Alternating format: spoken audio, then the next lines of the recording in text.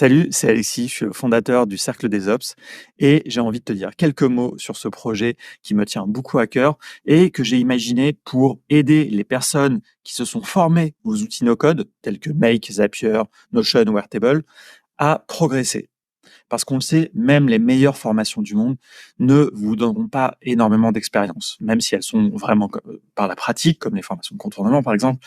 Eh bien, vous devrez continuer à pratiquer, soit en trouvant des missions, c'est pas toujours évident quand on veut se lancer en freelance, ou alors, eh bien, en faisant des challenges et en apprenant avec d'autres personnes. Et c'est exactement ça que te propose le Cercle des Ops. Le Cercle des Ops, c'est 3 volets principaux.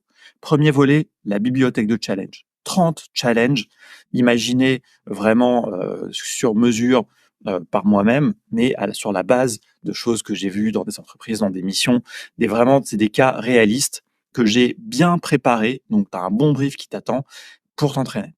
Deuxième volet, du contenu, des vidéos, vraiment plein de choses que je vais te montrer très rapidement après. Et puis, troisième volet, les gens, l'humain, la communauté. Le cercle des Ops, aujourd'hui, c'est une cinquantaine de personnes qui échangent très régulièrement sur un serveur Discord et pendant des lives toutes les semaines, vraiment. Donc, il y a des échanges très réguliers, même de temps en temps, on se rencontre dans la vraie vie. Et c'est comme ça qu'on progresse. Allez, je te montre vite fait sur le site. Une fois que tu auras rejoint le cercle, tu te retrouveras sur ton tableau de bord. Alors, le cercle des Ops, c'est matérialisé par un petit manoir virtuel dans lequel il y a différentes pièces. Quand tu arrives, ton tableau de bord, c'est ton bureau personnel. Ici, c'est vraiment quelques indications, quelques rappels, quelques encouragements pour savoir où tu en es un petit peu dans le cercle. Dans la barre de gauche, c'est là que va se passer vraiment les choses les plus intéressantes. Première chose, comme je l'ai évoqué, quand tu veux pratiquer, il faut que tu ailles faire des challenges. C'est ce que l'on appelle la salle du temps. Tu vas aller vraiment pratiquer, pratiquer, pratiquer. Il y a plein de challenges, tu vois. Donc là, l'ensemble de challenges à réaliser.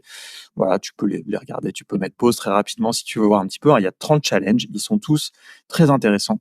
Et chaque challenge est vraiment détaillé. Donc par exemple, si je prends ici un challenge qui est un petit peu autour de la recherche utilisateur, tu as une vidéo et ensuite, tu as le challenge qui est détaillé. Des fois, il y a même des fichiers que tu peux utiliser. Ça va dépendre vraiment à chaque fois. Donc, tu vois, il y a la vidéo pour que tu t'entraînes à comprendre un brief. Les vidéos, en général, elles durent 4 à 5 minutes. Et puis ensuite, quand même, un résumé au cas où voilà, tout n'est pas très clair. Et puis, tu peux toujours poser des questions de toute façon. Ici, tu peux recevoir des indices si jamais, bon, c'est vraiment trop difficile. Et ensuite, tu partages ta solution. Quand tu partages ta solution, eh bien, tu as accès aux solutions de tout le monde, puisque tout le monde peut proposer des solutions. Et dans tous les challenges, il y a déjà des membres qui sont passés avant toi, puisque le Cercle des Ops existe depuis maintenant 1 an et demi. Donc, c'est vraiment très riche. Il y a beaucoup, beaucoup de contenu. Ça, c'est tout ce qui concerne les challenges. Ensuite, on a du contenu pour compléter en parallèle de ces challenges. Tu vas pouvoir regarder du contenu. Première chose ici qu'on met en avant, les replays du cercle. Chaque semaine, quasiment, il y a des échanges au sein du cercle. Il y a des présentations d'outils, des masterclass. Il y a plein de sujets différents qui sont abordés. Et il y en a encore plus que là, ce que tu vois. Tu pourras voir ça. Comme on a pas mal de freelance aussi dans la communauté, on a du contenu spécifique vraiment sur le freelancing, des vidéos que j'ai fait moi spécialement et j'en fais régulièrement quand des sujets émergent, des échanges que l'on a eu aussi au sein de la communauté, plein de choses et puis même du contenu que j'ai aussi récupéré sur internet, que j'ai curationné comme on dit, je sais pas, c'est pas le bon verbe, mais c'est pas grave, et voilà, qui est et tout ça qui évolue. Et ici, culture du cercle, c'est très important pour moi, avoir une culture commune. Et donc là, il y a des recommandations de livres, des manifestes, plein de choses que tu pourras aller découvrir et qui s'enrichissent évidemment régulièrement. Et enfin, tu le vois ici, il y a la salle des armes. C'est une petite annexe de la bibliothèque où se trouvent de nombreuses API, de nombreux outils que tu vas pouvoir utiliser dans les challenges, mais aussi dans ta vraie vie. Tu vois, donc il y en a toute une liste. Tu pourras aller regarder ça. Et enfin, le dernier volet, c'est la communauté.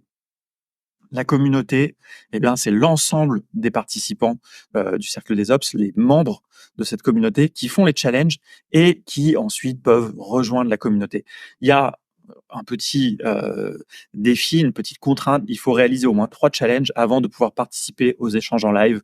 Ça, c'est pour vous mettre une petite pression, mais aussi une petite récompense pour vous motiver. C'est très important parce que ça nous permet aussi d'être sûr que le niveau, qu'il y a un certain niveau qui est requis. On ne peut pas passer notre temps à avoir des échanges vraiment de débutants.